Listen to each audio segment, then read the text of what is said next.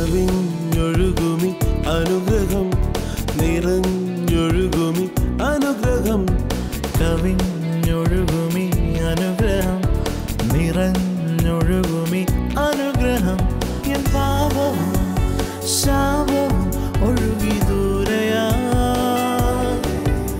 ഞാൻ സൗഖ്യമാ നീതിയായ ദൈവ പൈതലാ യേശുവിൻ സ്വന്തമായി തീർന്നു ഞാൻ എന്നെന്നും. കവിഞ്ഞൊഴുകുമി അനുഗ്രഹം നിറഞ്ഞൊഴുകുമി അനുഗ്രഹം. കവിഞ്ഞൊഴുകുന്ന അനുഗ്രഹത്തിലേക്ക് സ്വാഗതം. യേശു ക്രിസ്തുവിൻ്റെ നാമത്തിൽ സ്നേഹമുണ്ട്. നിങ്ങളോട് ചേർന്ന് സന്തോഷിക്കാൻ, ക്രിസ്തുവിൽ സന്തോഷിക്കാൻ ആമേൻ. ഞങ്ങൾ അല്പസമയം എടുക്കുകയാണ്. കർത്താവിനോട് ചേർന്നുള്ള ജീവിതം എന്തൊരു സന്തോഷത്തിൻ്റെ ജീവിതം. ആമേൻ. പ്രശ്നങ്ങളൊന്നും ഇല്ലാഞ്ഞിട്ടല്ല നമ്മുടെ മുമ്പിൽ ഇന്ന് ഈ പുതിയ ദിവസം ഒരു പ്രതിബന്ധങ്ങളും ഇല്ലാഞ്ഞിട്ടല്ല. പക്ഷേ എല്ലായിടത്തും എല്ലായ്പ്പോഴും ക്രിസ്തു മുഖേന കർത്താവ് നമ്മുടെ മുമ്പേ പോയിട്ടുണ്ടെന്നുള്ള ഉറപ്പാണ് നമ്മുടെ സന്തോഷം. മാത്രമല്ല, യേശു പറഞ്ഞ ഒരു വാക്ക് ഇന്ന് ഒരു വ്യക്തി എൻ്റെ അടുക്കൽ അവരുടെ വിഷയങ്ങളൊക്കെ പറഞ്ഞു വന്നപ്പോൾ അവർ പോകാൻ നേരത്ത് ഞാൻ പറഞ്ഞു, ഞാൻ നിങ്ങളുടെ കൂടെ വരാം, ഞാൻ തന്നെ വന്ന് ഈ വിഷയം സെറ്റിൽ ചെയ്യാം എന്ന് പറഞ്ഞപ്പോൾ അവരുടെ മുഖത്ത് പെട്ടെന്നൊരു സന്തോഷം. ഞാൻ ഇത് തന്നെയാണ് യേശു പറഞ്ഞേ, ഞാനോ കൂടെ ഇരിക്കാം, ഞാനോ ലോകാന്ത്യത്തോളം എല്ലാ സമയത്തും നിങ്ങളുടെ കൂടെ ഞാൻ ഉണ്ട് എന്ന് യേശു പറഞ്ഞത് ഒരു വാഗ്ദത്തമല്ല. എന്ന് പറഞ്ഞാൽ നിങ്ങൾ വാസ്തവത്തിൽ തങ്കു ബ്രദർ അവരുടെ കൂടെ ചെല്ലാമെന്ന് പറഞ്ഞപ്പം ഇൻ പേഴ്സൺ ജഡത്തിൽ ഒരാൾ വരികയല്ലേ, തങ്കു ബ്രദർ കൂടെ വന്ന് ഈ കാര്യങ്ങൾ സെറ്റിൽ ചെയ്യുകയാണെങ്കിൽ ഓക്കെയാണ്. അതെ. അപ്പം അങ്ങനെ തങ്കു ബ്രദർ അല്ലെങ്കിൽ നമ്മുടെ ഈ ലോകത്തിൽ നമ്മൾ കണ്ടുകൊണ്ട് കാണുന്ന ഒരു മനുഷ്യൻ ചെല്ലുന്നതിനേക്കാൾ റിയലാ കർത്താവ് ആ കാര്യത്തിലുണ്ട്. അതെ, അവരുടെ മുഖത്തെ ഉടനെ ആ സന്തോഷം. ഞാൻ വരാം നിങ്ങളുടെ കൂടെ, ഞാൻ വന്ന് നിങ്ങളുടെ ഈ വിഷയത്തിന് ഞാൻ ഇടപെടാം എന്നൊക്കെ പറഞ്ഞപ്പോൾ അവരുടെ മുഖത്തെ ആ സന്തോഷമൊക്കെ ഞാൻ പറഞ്ഞു, ഇത് തന്നെയാണ് യേശു പറഞ്ഞത്, ഇത് തന്നെയാണ് യേശു പറഞ്ഞു. ഇപ്പം ഞാൻ പറയും നാളെ നിങ്ങളുടെ കൂടെ വരാം എന്ന് പറയുമ്പോഴായിരിക്കും നാളെ വേറെ ഒരു ആവശ്യം വരുമ്പോൾ ഞാൻ പറയുന്നത് നാളെയല്ല, നാളെ കഴിഞ്ഞാക്കാമെന്ന് പറയും. പക്ഷേ യേശു അങ്ങനെ പറയത്തില്ല. യേശുവിന് എപ്പോഴും നിങ്ങളുടെ അർജൻസി അറിയാം. യേശുവിന് എപ്പോഴും നമ്മുടെ ആവശ്യകത. അതുകൊണ്ട് തൽസമയത്തെ സഹായത്തിനും കരുണ ലഭിക്കേണ്ടത് ധൈര്യത്തോടെങ്കിൽ പോരെ. അവിടെ ഒരു അവധിക്ക് വെക്കുന്ന ഇടപാടില്ല. ഞാൻ കൂടെ ഉണ്ട് റിയലായിട്ട്. ഞാനവിടെ ആ സൗകര്യമായിട്ട് സംസാരിച്ചപ്പം അവർ പോകാൻ നേരത്ത് പെട്ടെന്ന് എൻ്റെ ഉള്ളിൽ വന്ന ഒരു ആശയമാണ് ഞാൻ പറഞ്ഞത്. ഞാനുണ്ടായിരുന്നു, ഞങ്ങൾ ഒന്നിച്ചാ സംസാരിച്ചു. ഞാൻ പറഞ്ഞു, ഞാൻ വരുക, ഞാൻ തന്നെ വന്നിത് ശരിയാക്കി തരാം എന്ന് പറഞ്ഞപ്പോൾ അവർ ബ്രൈറ്റായി. ആണോ, അയ്യോ വരുമോ. ഇപ്പോൾ ഞങ്ങൾ പറഞ്ഞത് ഒരു റിയാലിറ്റിയാണ്. യേശു കൂടെ ഉണ്ട്, യേശു എല്ലായ്പ്പോഴും കൂടെ ഉണ്ട്. ഇന്ന് രാവിലെയും എന്നെ കണ്ടുകൊണ്ടിരിക്കുമ്പോൾ സ്കൂളിൽ പോകാൻ തയ്യാറാണോ, ഓഫീസിൽ പോകാൻ റെഡിയാകുവാണോ, ഇന്നത്തെ അടുക്കള ജോലിക്ക് വേണ്ടി തയ്യാറാകുവാണോ, നിങ്ങൾ ഒറ്റയ്ക്കല്ല. Jesus is there always. Now സുവിശേഷത്തിൻ്റെ അല്ലെങ്കിൽ ഒരു ശുശ്രൂഷയുടെ, ഇപ്പം ഞങ്ങൾ രണ്ടുപേരും ഇവിടെ ഇരുന്ന് ശുശ്രൂഷിക്കുക, ദൈവവചനം ഷെയർ ചെയ്യുക, അത് വൈ ഇസ് ഇറ്റ്, അല്ലെങ്കിൽ അതിൻ്റെ എൻഡ് റിസൾട്ട് എന്തായി തീരണം. എല്ലാ ദിവസവും വിടുവിക്കും സഹായിക്കും എന്ന് പറയുമ്പം ഒരു കൊച്ചു കുഞ്ഞിനെ അമ്മ നിലത്തൊടാതെ എപ്പോഴും എടുത്തുകൊണ്ട് നടക്കുന്ന ഒരു അനുഭവമായി തീരണം. ആ അനുഭവത്തിൽ നിന്ന് മാറി സ്വന്തം കാലിൽ നിന്ന് ഒരു വളർച്ച പ്രാപിക്കുന്ന ഒരു കുഞ്ഞിനെ പോലെ തന്നെയാണ് ക്രൈസ്തവ ജീവിതത്തിലും. ശൈശവപ്രായത്തിൽ ഇതെല്ലാം ആവശ്യമാണെങ്കിലും ദിനംതോറും ഞാൻ വിശ്വസിച്ചവനെ എനിക്കറിയാം എന്ന് പറയുന്ന മച്വറിറ്റിയിലോട്ട് വരാനാണ് ഈ വചനം മുഴുവൻ എഴുതിയിരിക്കുന്നതും ശുശ്രൂഷിക്കുന്നവരും പറയേണ്ടതും.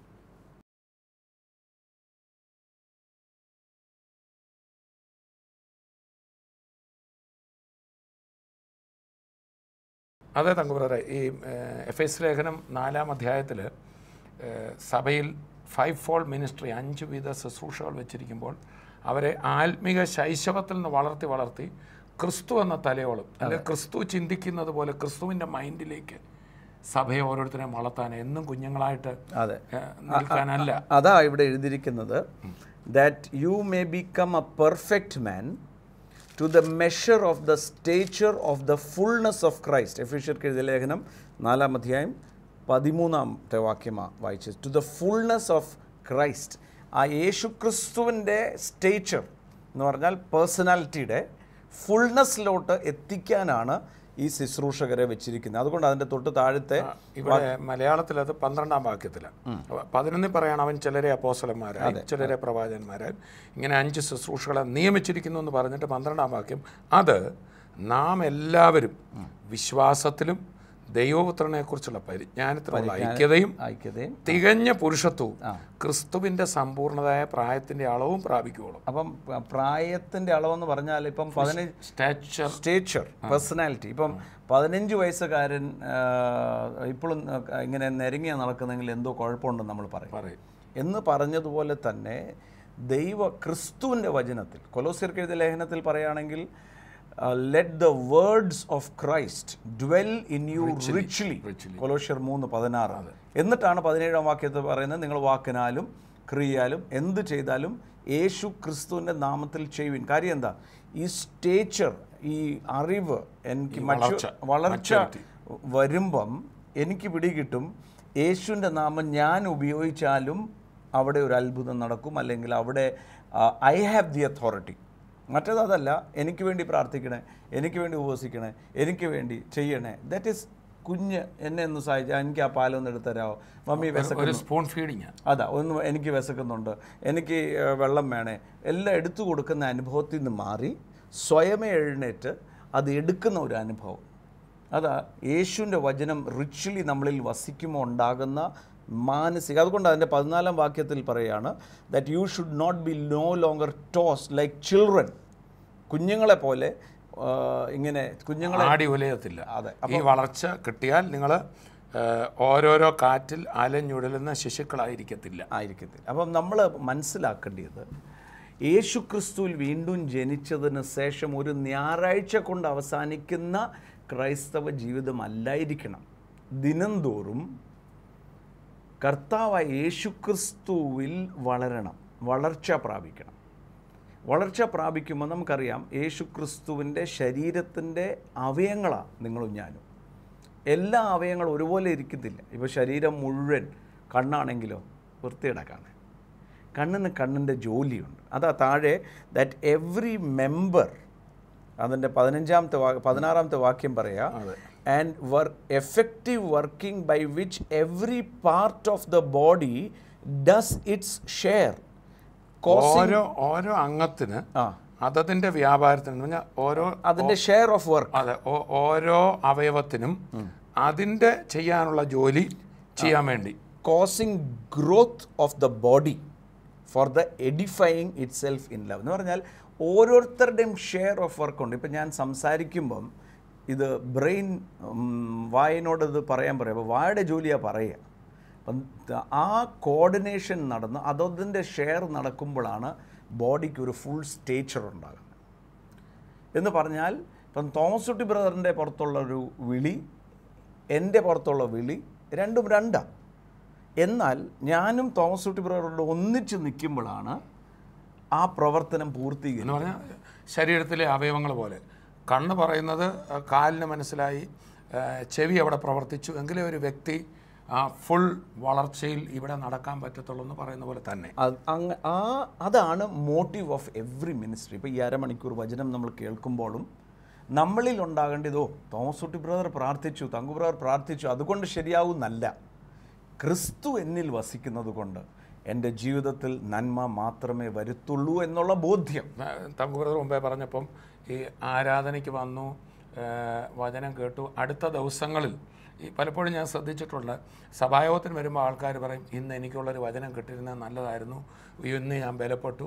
പിന്നെ അടുത്ത ആഴ്ച വരുമ്പം ബലമെല്ലാം പോയാ വരുന്നത്. വാസ്തവത്തിൽ ആ തിങ്കളാഴ്ച മുതൽ അല്ലെങ്കിൽ ഞായറാഴ്ച മുതൽ ക്രിസ്തു ഭൂമിയിൽ നടന്ന പോലെ നടക്കാനും കാര്യങ്ങളെ നേരിടാനും ചിന്തിക്കാനും, ഒരാൾ എന്തെങ്കിലും പറഞ്ഞാൽ ഉടനെ ക്രൈസ്റ്റ് അത് എങ്ങനെ ഹാൻഡിൽ ചെയ്ത് അതേ നിലയിൽ അതിനെ ഹാൻഡിൽ ചെയ്യാനും അങ്ങനെ നമ്മളെ യോഗ്യരാക്കുന്നതാണ് ഈ വളർച്ച. മാത്രമല്ല അതിൻ്റെ എസെൻസ് എന്താണെന്ന് ചോദിച്ചാൽ എന്ത് ചെയ്യുമ്പോഴും എനിക്കെന്നെ ലാഭം കിട്ടുമെന്നല്ലായിരുന്നു യേശുവിൻ്റെ ഒരിക്കലും മനസ്സതല്ല.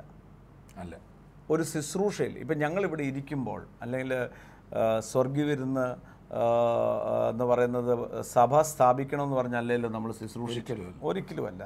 ഞങ്ങൾ വിടുവിക്കപ്പെട്ടു. യേശു എന്ന് പറയുന്നത് സിമ്പിളാണ്, അത് എല്ലാവർക്കും ആയിത്തീരണം എന്നൊക്കെ ആഗ്രഹത്തോടെ നമ്മുടെ തോമസ് ബ്രദറെ ആദ്യകാലം മുതൽ ഇന്ന് പലരും വിചാരിക്കുന്ന ഹെവൻലി ഫീസിൻ്റെ വളർച്ചയുടെ പിന്നിലത്തെ രഹസ്യം എന്താ എന്നൊക്കെ വിചാരിക്കും. It is very simple. നമ്മൾ എല്ലാവരോടും സത്യം പറഞ്ഞു, നിങ്ങളിലെ ക്രിസ്തു ശക്തനാണ്. അപ്പോൾ അതിൻ്റെ മനോഭാവം എന്തായിരുന്നു? മനോഭാവം നൽകാനായിരുന്നു. അപ്പം എൻ്റെ ലാഭത്തിനായിരുന്നെങ്കിൽ, ഇപ്പം ഞങ്ങൾക്കതിലൂടെ ഒരു ലാഭം ഉണ്ടാക്കാനായിരുന്നെങ്കിൽ ഒരിക്കലും ഞങ്ങളിലുള്ള അതേ യേശുവാ നിങ്ങളുടെ അകത്തിരിക്കുന്നതെന്ന് പറയത്തില്ല. ഞങ്ങളെ ആശ്രയിച്ചോ, ഞങ്ങളിൽ പ്രത്യേക പവേഴ്സ് ഉണ്ട്, അത് ഞങ്ങൾ പ്രാർത്ഥിക്കാം. ഞങ്ങളിപ്പം അങ്ങോട്ട് വിറപ്പിക്കുമ്പം, ഇപ്പം ഞങ്ങൾ അങ്ങോട്ട് പ്രാർത്ഥിക്കുമ്പം കണ്ടോണം. സത്യം പറഞ്ഞാൽ ഞാൻ എത്രയോ മീറ്റിങ്ങുകളിൽ രോഗികൾ സൗഖ്യമാകാതെ തിരിച്ചു പോകുന്നുണ്ട്. അത് നമ്മൾ വ്യാപരിപ്പിക്കുന്നത് കൊണ്ട്. We don't know why. It is a truth we are telling you. സൗഖ്യം ആകുമ്പം എന്തുകൊണ്ടായെന്നും അറിയത്തില്ല, സൗഖ്യമാകാഞ്ഞത് എന്തുകൊണ്ടാണെന്നും ഞങ്ങൾക്കറിയത്തില്ല. ഞങ്ങൾക്ക് ഒരു കാര്യം അറിയാം, യേശുവിൻ്റെ നാമത്തിൽ അവിടെ സൗഖ്യമുണ്ട്. അവിടെ ശുശ്രൂഷിക്കുന്ന സമയത്ത് പ്രത്യക്ഷത്തിൽ കണ്ടില്ലെങ്കിലും അത് അവിടെ സംഭവം നടന്നിട്ടുണ്ട്. പലപ്പോഴും ഈ വീൽ ചെയറിലൊക്കെ വരുന്നവർ തിരിച്ച് വീൽ ചെയറിൽ തന്നെ ഉന്തിക്കൊണ്ട് പോകുന്ന കാണുമ്പം അവരെക്കാളും ചങ്ക് പൊട്ടുന്ന ഇവിടെയാണ്. കാര്യം എനിക്കറിയാം ഈ തളർന്നവൻ്റെ വേദന എന്താണ്. ഒരു പ്രയാസത്തിൽ നിന്നും വിടുതൽ പ്രാപിക്കാതെ പോകുമ്പോൾ പ്രയാസം. എന്നാൽ എന്തിനാ വിടുതൽ സംഭവിക്കാഞ്ഞെന്ന് ചോദിച്ചാൽ ഒരു വ്യക്തമായ മറുപടി പറയാം, എനിക്കറിയത്തില്ല, തോമസ് ബ്രദറിനും അറിയത്തില്ല. പക്ഷെ ഒരു കാര്യം അറിയാം, ക്രിസ്തു ആളുടെ അകത്ത് വന്നതോടെ something has started to happen. തങ്കുബ്രദറിന്റെ സൗഖ്യത്തിലും അങ്ങനെയാണല്ലോ. ആദ്യ ദിവസം ഒന്നും നടന്നില്ല.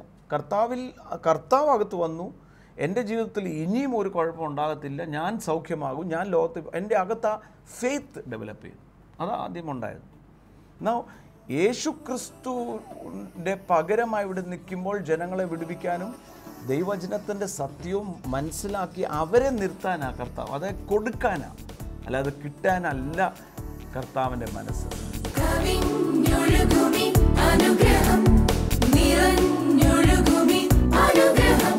കർത്താവിൻ്റെ രണ്ട് കാര്യമായിരുന്നു മോട്ടിവേറ്റ് ചെയ്തത്. ഒന്ന്, ഞാൻ അയക്കപ്പെട്ടവനാണ്. ഒന്ന്, ഒരു തള്ള പുറകിന്ന് എന്നെ അയച്ചിരിക്കുക, എനിക്കിത് ചെയ്യാതെ പോകാനൊക്കത്തില്ല. ബദ്ധന്മാർക്ക് വിടുതലും കുരുടന്മാർക്ക് കാഴ്ചയും കൊടുക്കാൻ എന്നെ അയച്ചിരിക്കുന്നത് പിതാവ് അയച്ചതാണ്. എൻ്റെ പിതാവിനോട് ഞാൻ വിശ്വസ്തനാണ്. അതാണ് തന്നെ മുമ്പോട്ട് നയിച്ച ഫോഴ്സ്. അപ്പോൾ തന്നെ അവൻ പുരുഷാരത്തെ കണ്ട് മനസ്സിലായി.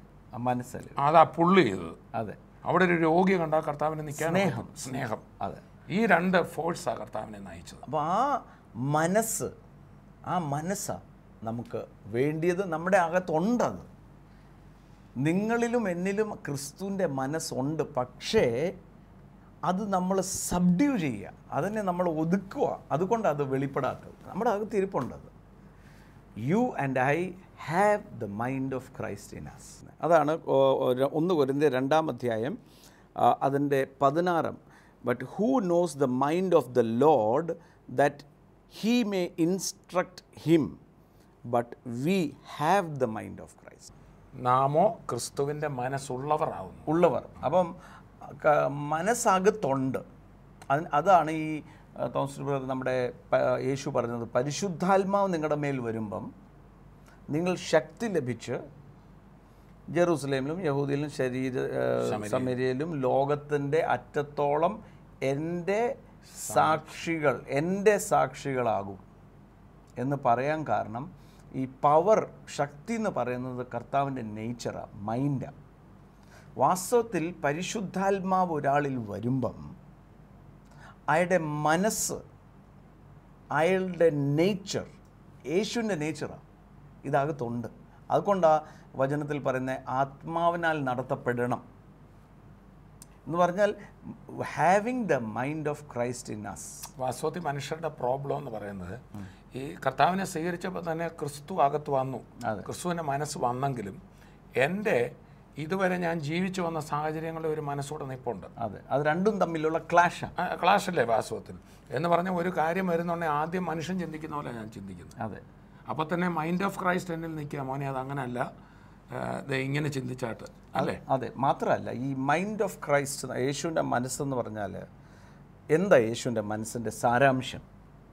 ഫിലിപ്പിയർക്ക് എഴുതിയ ലേഖനം 2-ാം അധ്യായം അതിൻ്റെ 4-ാമത്തെ വാക്യത്തിൽ പറയാം, let each one of you look out not only for his own interest ഓരോരുത്തൻ സ്വന്തം ഗുണമല്ല മറ്റുള്ളവൻ്റെ ഗുണവും കൂടെ but also for the interest of others. എന്നിട്ട് പറയാണ്, let this mind be in you which was also in Christ Jesus. മലയാളത്തിൽ അത് ക്രിസ്തുവേശുവിലുള്ള ഭാവം തന്നെ നിങ്ങൾ ഉണ്ടായിരിക്കട്ടെ. അല്ല, ഈ ഭാവം, ക്രിസ്തുവേശുവിലുള്ള ഈ മേൽപ്പറഞ്ഞ ഭാവം, അതായത് സ്വന്തം ഗുണമല്ല മറ്റുള്ളവൻ്റെ ഗുണം കൂടി അന്വേഷിക്കട്ടെ. ക്രിസ്തുവേശുവിലുള്ള ഈ ഭാവം മനസ്സ് നിങ്ങളിലുണ്ട്. അതായത് എനിക്കിതിനകത്ത് നിന്ന് എന്നാ കിട്ടും എന്നല്ല, എനിക്ക് എന്തും കൂടെ കൊടുക്കാൻ പറ്റും. ഇത് യേശുവിൻ്റെ അകത്ത് ഉണ്ടാകാൻ കാരണം അതാ കൊരിന്ത്യർക്ക് എഴുതിയ ലേഖനം പറയുമ്പം പരിശുദ്ധാത്മാവ് നിങ്ങളുടെ അകത്ത് വരുമ്പോൾ എന്താ വരുന്നത്? കണ്ണ് കണ്ടിട്ടില്ലാത്തതും ചെവി കേട്ടിട്ടില്ലാത്തതും ഹൃദയത്തിൽ നിരൂപിക്കാത്തതും നിങ്ങൾ കാണാൻ തുടങ്ങും. അതുകൊണ്ട് എത്ര കൊടുത്താലും എൻ്റെ റിസർവോയർ തീരാത്തത്. അപ്പം എങ്ങനെയും കിട്ടുമെന്നല്ല, എങ്ങനെയും ഇനിയും കൊടുക്കാം. ഇതിങ്ങനെ കൊടുക്കാനാണ്, കൊടുത്തുകൊണ്ടിരിക്കുക. കൊടുക്കുക എന്ന് പറയുമ്പോൾ ഉള്ളതേ കൊടുക്കാൻ പറ്റത്തുള്ളൂ. അപ്പം ക്രൈസ്റ്റിൻ്റെ മനസ്സ്, യേശുവിൻ്റെ മനസ്സ് നോക്കിക്കേ, തൻ്റെ മുഴുവൻ ശുശ്രൂഷയിലും ഹി വാണ്ടഡ് ടു ഗിവ്. സൗഖ്യം കൊടുക്കാൻ, സന്തോഷം കൊടുക്കാൻ, വിടുതൽ, സത്യം അവർക്ക് മനസ്സിലാക്കാൻ, പാപത്തിൽ നിന്ന് അവരെ, ഇറ്റ് വാസ് ഓൾ ഗിവിങ്. അതാ ലോകത്തെ ദൈവം സ്നേഹിച്ചത്. For God so loved the world that he gave. അപ്പോൾ യേശുവിൻ്റെ മനസ്സ് സ്വന്തം ഇൻട്രസ്റ്റ് പ്രൊട്ടക്റ്റ് ചെയ്യാനല്ല, മറ്റുള്ളവർക്ക് കൊടുക്കാൻ, അവരുടെ ഇൻട്രസ്റ്റ് നോക്കാനാണ്. അതുകൊണ്ട് അവർക്ക് വേദന ഉണ്ടാകുമോ, അവരുടെ സ്ഥാനത്ത് ഞാനാണ് എന്ത് ചെയ്യും. അതാ ഈ നമ്മുടെ റോമർക്ക് എഴുതിയ ലേഖനത്തിലും അതിൻ്റെ 15-ാമത്തെ അധ്യായത്തിൽ അതിൻ്റെ 1-ാമത്തെ വാക്യം ഇങ്ങനെയാണ് പറയുന്നത്, വചനം ഇങ്ങനെയാണ് പറയുന്നത്, we who are strong ought to bear the scrupulousness of the weak. എന്നാൽ ശക്തരായ നാം അശക്തരുടെ ബലഹീനതകളെ ചുമക്കുകയും നമ്മിൽ തന്നെ പ്രസാദിക്കാതെ, not to please ourselves. എന്നിട്ട് 2-ാം വാക്യം പറയാ, let each one of us please his neighbour for his good. നമ്മിൽ ഓരോരുത്തൻ കൂട്ടുകാരനെ നന്മയ്ക്കായിട്ട് ആത്മിക വർധനയ്ക്ക് വേണ്ടി പ്രസാദിപ്പിക്കണം. എന്നിട്ട് 3-ാം വാക്യം പറയാ, even Christ did not please himself. എന്ന് പറഞ്ഞാൽ ക്രിസ്തുവും തന്നിൽ തന്നെ പ്രസാദിച്ചു. എന്ന് പറഞ്ഞാൽ നമ്മൾ വാസ്തവത്തിൽ ഒരാളിൽ ചില ബലഹീനത ഉണ്ടെങ്കിൽ അവരെ മാറ്റി നിർത്താനാണ് നോക്കുന്നത്. അപ്പം എന്തിനാ മാറ്റി നിർത്തുന്നത്? എൻ്റെ ഇൻട്രസ്റ്റ്, ബാക്കിയുള്ളവർ എന്നാ വിചാരിക്കും. ഇപ്പം അവിടെ ലാസറിൻ്റെ വീട്ടിൽ പോകാന്ന് പറഞ്ഞാൽ കുഷ്ഠരോഗിയാണ്. അവൻ കുഷ്ഠരോഗിയുടെ വീട്ടിൽ പോയാൽ ചിലപ്പോൾ എൻ്റെ പേര് ചീത്തയാകും. അവിടെ രോഗമാണെങ്കിൽ മറുവശത്ത് സക്കായി എടുത്താൽ ചുങ്കക്കാരൻ, മഗ്ദലിന മറിയ വ്യഭിചാരി, ചുങ്കക്കാരൻ്റെ വീട്ടിൽ അന്ന് ആരും ഒരു ഗുരു പോകില്ല. അതെ, ഒരു സമൂഹത്തിൽ മാന്യതയുള്ള ഒരു ടീച്ചറും ഒരു ചുങ്കക്കാരൻ്റെ വീട്ടിൽ പോയപ്പോൾ അവരെല്ലാം ആശ്ചര്യപ്പെട്ടെന്ന്. അതെ. അപ്പോൾ ആ സ്വന്തം ഇൻട്രസ്റ്റ് അവല്ല നോക്കിയത് യേശു അല്ല. അവിടെ എഴുതിയിരിക്കുകയാണ്, അവരെ ബലഹീനരെ എന്ത് ചെയ്തു? അവരുടെ സ്ക്രൂപ്ലെസ്നെസ്സിനെ സ്ട്രോങ് ആക്കി. അപ്പോൾ വാസ്തവത്തിൽ ആത്മീയമായിട്ട് അല്ലെങ്കിൽ ക്രിസ്തുവിൻ്റെ ഭാവം എന്ന് പറയുന്നത് ആ സ്പിരിച്വൽ സ്ട്രെങ്ത്. ഒരാളുടെ സ്പിരിച്വൽ സ്ട്രെങ്ത് എങ്ങനെയാണ് മനസ്സിലാക്കുന്നത്? അയാൾ എന്തുമാത്രം ക്രിസ്തുവിൻ്റെ അത്രയും വളർന്നു. ആ മനസ്സ് എന്തുമാത്രമുണ്ട്. ആ വളർച്ച എങ്ങനെയാണ് മനസ്സിലാക്കുന്നത്? കയ്യാൽ നൽകുന്ന അത്ഭുതം അടയാളം മാത്രമല്ല. അത്ഭുതം അടയാളം യേശുവിൻ്റെ നാമത്തിലാണ് നടക്കുന്നത്. അയാളുടെ വായിന്ന് വരുന്ന അന്യഭാഷ കൊണ്ടല്ല. അതിന് തങ്കുപറ 1 കൊരിന്ത്യർ 1-ാം അധ്യായത്തിൽ പറയുന്നത് വരങ്ങളെക്കുറിച്ച് പറയുമ്പോൾ 1 കൊരിന്ത്യർ 1-ൽ പറയാണ്, നിങ്ങൾ ഒരു കൃപാവരത്തിലും കുറവുള്ളവരല്ല. കൊരിന്ത്യർ സഭയിൽ അന്യഭാഷയുണ്ട്, പ്രവചനമുണ്ട്, സൗഖ്യമുണ്ട്, എല്ലാം നടക്കുന്നുണ്ട്. പക്ഷേ 3-ാം അധ്യായത്തിൽ പറയാം, എങ്കിലും നിങ്ങളുടെ ഇടയിൽ ഈർഷ്യ പിണക്കോ ഇരിക്കെ നിങ്ങൾ ശിശുക്കളല്ലേ, വളർച്ചയില്ല. കൃപാവരം വളർച്ചയുടെ തെളിവല്ല. അല്ല അല്ല അല്ല അത് അവരോട് പറയാം, നിങ്ങളോട് ഞാൻ ആത്മീയന്മാരെന്ന പോലെ സംസാരിക്കണമെന്നുണ്ട്. പറ്റുന്നില്ല. നിങ്ങൾ ജഡികന്മാരാ, അസൂയയും ഇസവും എല്ലാം. അപ്പം തന്നെ ഒരു പ്രവചനമുണ്ട്, കാര്യങ്ങളുണ്ട്. അവർക്ക് കൃപാവരത്തിൽ അവർ നിറഞ്ഞാ നിൽക്കും. അപ്പം നമ്മൾ കൃപാവരം എന്ന് പറയുന്നത് യേശു അകത്ത് വന്നപ്പോഴുണ്ട്, പരിശുദ്ധാത്മാ വന്നപ്പോഴുണ്ട്, നടക്കും. ഇന്നും എല്ലാം is ready. But the strength, spiritual strength എവിടെയാണ് കണ്ടുമുട്ടുന്നത്? It is how you react to a situation. അല്ലേ? ഒരു ഇഷ്യൂവിൻ്റെ പുറത്ത് എങ്ങനെയാണ്? അപ്പോൾ ഈ ചിലർ പറയും, ഇന്ന് ഭയങ്കര ശുശ്രൂഷ വ്യാപരിക്കായിരുന്നു. അതുകൊണ്ടല്ല. ഒരു ക്രൈസ്റ്റിൻ്റെ സ്റ്റേച്ചർ എന്ന് പറയുന്നത് ആൾ തകർന്നിരിക്കുന്ന ഒരാളെ കാണുമ്പോൾ, അല്ലെങ്കിൽ ഒരു കുറ്റവാളി നിങ്ങളുടെ മുമ്പിൽ വരുമ്പോൾ, കുറ്റം ചെയ്തവനാണ്, സ്ട്രെങ്ത് അറിയണോ, ആ കുറ്റവാളിയെ നേരെയാക്കാനായിട്ട് ഞാനൂടെ സഹായിക്കും. I will go behind him എന്ന് പറയും. എല്ലാവരും പഴിചാരുന്ന കൂടെ നിന്ന് പഴിചാരുകയല്ല, അല്ലേലും ഇവൻ കുഴപ്പക്കാരനാന്ന് പറയല്ല. ക്രിസ്തു അയാളെ എങ്ങനെ തൻ്റെ സ്ട്രെങ്തിൽ രക്ഷയിലേക്ക് നടത്തിയോ, ആ മനുഷ്യന് ഒരു പ്രത്യാശയുണ്ട്, ആ മനുഷ്യന് ഒരു ഭാവിയുണ്ട്, അയാളെ രക്ഷിക്കാൻ കഴിയും എന്ന ഉറപ്പോടെ അവിടെ ആക്ട് ചെയ്യുകയും പേഷ്യൻസോടെ. അതെ. കാര്യം എന്താ, ഈവൻ ഈ ആള് വലിയ അപ്പോസ്തലനാന്ന് കണ്ടുകൊണ്ട്, ആ സമയത്ത് അപ്പോസ്തലനല്ല, ബാറിലാണ് കിടക്കുന്നത്. ചുങ്കസ്ഥലത്തിരുന്ന് ലേവി ചുങ്കം പിരിച്ചുകൊണ്ടിരിക്കുമ്പം ആ ലേവിയുടെ ഉള്ളിൽ ഒരു അപ്പോസ്തലനെ, ദേശത്തെ വിടുവിക്കുന്ന ആളെ ക്രിസ്തു കണ്ടു. അതുകൊണ്ട് ഈ 5-ാമത്തെ വാക്യം വരുമ്പോൾ പറയുന്നത്, now may the God of patience and comfort. റോമർക്ക് ലേഖനം 15 പറയാം, now may the God of patience and comfort grant you like-minded towards one another according to Christ Jesus, that you may be of one mind, one mouth, glorify God the Father. സ്ഥിരതയും ആശ്വാസവും നൽകുന്ന ദൈവം നിങ്ങൾക്ക് ക്രിസ്തുവേശുവിൽ അനുരൂപമായി തമ്മിൽ ഏക ചിന്തയോടിരിപ്പാൻ കൃപ നൽകുമാറാകട്ടെ. കാര്യം എന്താ ചോദിച്ചാൽ, ആ പേഷ്യൻസ് വേണം. ആ പേഷ്യൻസ് ആണ് ക്രിസ്തുവിൻ്റെ മനസ്സ്. ആരെയും കൈവിടത്തില്ല. ഓർത്ത ശിഷ്യന്മാർ തന്നെ നോക്കിക്കേ, പത്രോസിനെ നോക്കിയാൽ ഏതൊക്കെ ടൈപ്പായിരുന്നു. ഒന്ന് ഇവിടെ കയറി ഭയങ്കര അത്ഭുതം ചെയ്യും, അപ്പുറത്ത് നോക്കുമ്പം കോവി കൂടുന്ന മുമ്പേ ഇവനെ അറിയത്തില്ല എന്ന് പറയും. പിന്നെ അവർ തമ്മിൽ ഞങ്ങളിൽ ആരാ വലിയ. ഇങ്ങനെയൊക്കെ ഉള്ളവരോട് യേശു എന്തായിരുന്നു? പേഷ്യൻ്റ് ആയിരുന്നു. That was his spiritual strength. Patient. കാര്യം എന്താ, ആ സാഹചര്യം, അപ്പോൾ അയാൾ പോകുന്ന സാഹചര്യമോ സ്വഭാവമോ അല്ല നോക്കുന്നത്, ഇവൻ്റെ മേലിലുള്ള ദൈവവിളി നോക്കി പേഷ്യൻസോടെ, സമാധാനത്തോടെ.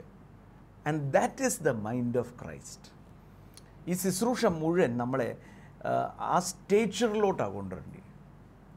ആ സ്റ്റേച്ചറിലോട്ട്, having that same stature and mind of Christ Jesus. ഞാൻ പറയട്ടെ, അവിടെ വരുമ്പം നാളത്തെക്കുറിച്ചുള്ള വിചാരം കാണത്തില്ല. കാര്യം, കർത്താവായ യേശു ക്രിസ്തു ഞാൻ വീണ്ടും ജനിച്ചപ്പോൾ തന്നെ ഇതെല്ലാം വന്നുകൊണ്ടേയിരിക്കും.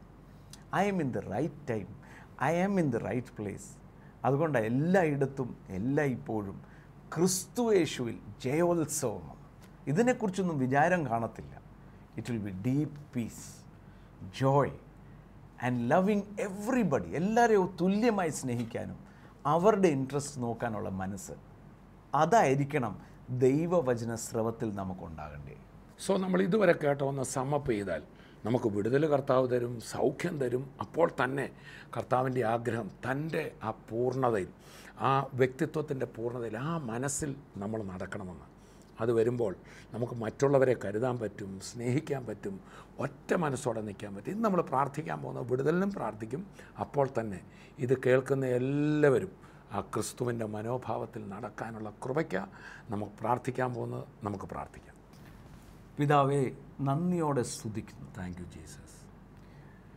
പരിശുദ്ധാത്മാവിൻ്റെ സഹായത്തോടെ കർത്താവെ, അങ്ങയുടെ മനസ്സ് ഞങ്ങളുടെ ഉള്ളിലുള്ളത് അത് സ്ട്രോങ്ങർ ആകുവാൻ, ഞങ്ങളുടെ അകത്തെ മനുഷ്യനെ അങ്ങയുടെ മഹത്വത്താൽ ബലപ്പെടുത്തുവാനും, ആമേൻ, ക്രിസ്തു യേശുവിൻ്റെ സ്നേഹത്തിൻ്റെ വീതിയും നീളവും ആഴവും ഉയരവും മനസ്സിലാക്കുവാനും ഗ്രഹിക്കുവാനും, ക്രിസ്തു യേശുവിൻ്റെ സ്നേഹത്തിൽ വേരൂന്നി അടിസ്ഥാനപ്പെട്ട് നിൽക്കുവാൻ ഞങ്ങളെ സഹായിക്കണമെന്ന് പ്രാർത്ഥിക്കുന്നു. അങ്ങനെ ദൈവത്തിൻ്റെ എല്ലാം നിറവോളം നിറയപ്പെടുവാൻ പിതാവേ, ഞങ്ങൾ എന്ത് അച്ചീവ് ചെയ്തു എന്നല്ല, ഞങ്ങൾക്ക് എന്ത് ചെയ്യാൻ മറ്റുള്ളവർക്ക് വേണ്ടി സാധിച്ചു അത് കണ്ട് തൃപ്തരാകുവാൻ കർത്താവ് ആ മനസ്സ് ഞങ്ങൾക്ക് എല്ലാ ഇഷ്യൂസിലും നൽകണമെന്ന് പ്രാർത്ഥിക്കുന്നു. മറ്റുള്ളവരെയൊക്കെ എങ്ങനെ ഇത് സഹായിച്ചു, ഇന്ന് ഞങ്ങളുടെ ശുശ്രൂഷ കൊണ്ട് എനിക്കെന്ത് കിട്ടിയെന്നല്ല, മറ്റുള്ളവർക്ക് എന്നാ സഹായം കിട്ടി, ആശ്വാസം കിട്ടി, അത് കണ്ട് ആശ്വസിക്കുവാൻ ക്രിസ്തുവിൻ്റെ മനസ്സ് ഞങ്ങൾക്ക് നൽകണം എന്ന് യേശു മുഖാന്തരമായി പ്രാർത്ഥിക്കുന്നു. കർത്താവ് എന്ന ലോകമെങ്ങും പ്രാർത്ഥിക്കുന്ന ഞങ്ങളേവരും അതിനായി സമർപ്പിക്കുന്നു. ഞങ്ങൾക്ക് ആ വളർച്ച തരണം. ആമേൻ. ഞങ്ങളെയല്ല മറ്റുള്ളവരുടെയും കൂടെ കാര്യങ്ങൾ നോക്കുവാൻ ഞങ്ങൾ കേട്ടതുപോലെ അതേ മനോഭാവം ഞങ്ങളുടെ ഉള്ളിലുണ്ടല്ലോ കർത്താവെ. അത് ഞങ്ങളെടുത്ത് പ്രാക്ടീസ് ചെയ്യുവാൻ കൃപ തരുന്നതിനായി സ്തോത്രം. അപ്പോൾ തന്നെ കർത്താവെ, ഇന്നത് കേട്ടുകൊണ്ടിരിക്കുന്ന ഓരോ പ്രിയപ്പെട്ടവരുടെയും ചെറുതും വലുതുമായ എല്ലാ ആവശ്യവും കർത്താവ് അറിയുന്നുണ്ട്. ആമേൻ. ഭാരത്തോടെ ഞങ്ങളെ കേൾക്കുന്നവരുണ്ട്. യേശു ക്രിസ്തുവിൻ്റെ നാമത്തിൽ അവരുടെ ഭാരം എന്താണോ ഈ നിമിഷം അത്ഭുത വഴികൾ തുറക്കപ്പെടട്ടെ, അത്ഭുത വിടുതൽ സംഭവിക്കട്ടെ, രോഗബന്ധനങ്ങൾ അഴിയട്ടെ, ഭാരങ്ങൾ മാറട്ടെ. കുടുംബജീവിതത്തിലെ അസ്വസ്ഥതയാൽ ഞങ്ങളെ കേൾക്കുന്നവരെ, നിങ്ങളുടെ കുടുംബത്തിൽ കർത്താവുണ്ട്. ആ വീട് തകരില്ല, കുടുംബജീവിതം തകരില്ല. കർത്താവിൻ്റെ കരം നിങ്ങളെ തൊടുന്നു. യേശുവിൻ്റെ നാമത്തിൽ ഞങ്ങൾ നിങ്ങളെ അനുഗ്രഹിക്കുകയാണ്. കർത്താവ് അത്ഭുത സൗഖ്യം നൽകുന്നതിനായി സ്തോത്രം. അപ്പോൾ തന്നെ കുടലിൻ്റെ അകത്ത് ഈ കുരുക്കൾ വന്ന് രക്തം ഒഴുകുന്ന, സ്റ്റൂളിനകത്ത് രക്തം കാണുന്ന ആ നിലയിൽ ആരോ എന്നെ കേൾക്കുന്നുണ്ട്. നിങ്ങളുടെ വയറിനകത്ത് ഇപ്പോഴും വയർ വളരെ ഒരു കല്ലിച്ചിരിക്കുന്ന ഒരു അനുഭവം ത്തോടെ ഇരിക്കുന്നത് യേശു ക്രിസ്തുവിൻ്റെ നാമത്തിൽ അത് പൂർണ്ണ സൗഖ്യമാകട്ടെ. ആ രക്തത്തിൻ്റെ ആ പ്രയാസം മാറി അത്ഭുത സൗഖ്യം യേശു ക്രിസ്തുവിൻ്റെ നാമത്തിൽ കൽപ്പിക്കുകയാണ്. ആ അസ്വസ്ഥത ഈ കാണുന്ന സമയത്ത് തന്നെ പൂർണ്ണമായി മാറട്ടെ. തലയ്ക്കകത്ത് മരവിപ്പിക്കുന്ന പോലെ അനുഭവം, ആരോ ഒരു വേദനയല്ല, മരവിപ്പിക്കുന്ന അനുഭവം യേശുവിൻ്റെ നാമത്തിൽ ദുഷ്ടനെ കൈ എടുക്കുവാൻ കൽപ്പിക്കുന്നു. പൂർണ്ണ സൗഖ്യമാകട്ടെ. കർത്താവെ, അത്ഭുത വഴികൾക്കായി സ്തോത്രം. അനുഗ്രഹിച്ച് പ്രാർത്ഥിക്കുകയാണ്. അങ്ങയുടെ എല്ലാം നിറവോളം ഞങ്ങളെ നിറയ്ക്കണമേ. കരുണയിൽ സൂക്ഷിക്കുന്ന ദയക്കായി സ്തോത്രം. യേശു ക്രിസ്തുവിൻ്റെ നാമത്തിൽ തന്നെ ആമേൻ. വീണ്ടും കാണും വരെയും കർത്താവ് ധാരാളമായി അനുഗ്രഹിക്കട്ടെ. TV പ്രേക്ഷക സംഗമവും വിടുതൽ ശുശ്രൂഷയും വണ്ണപ്പുറത്ത് സെപ്റ്റംബർ 20 ശനി, ശ്രീനാരായണ ഓഡിറ്റോറിയം. ശുശ്രൂഷ രാവിലെ 10-ന്. തോമസ് ഊട്ടി ബ്രദർ ശുശ്രൂഷിക്കുന്നു. വരിക, യേശുക്രിസ്തു നിങ്ങളെ സ്വതന്ത്രരാക്കും. प्रेम की परिभाषा को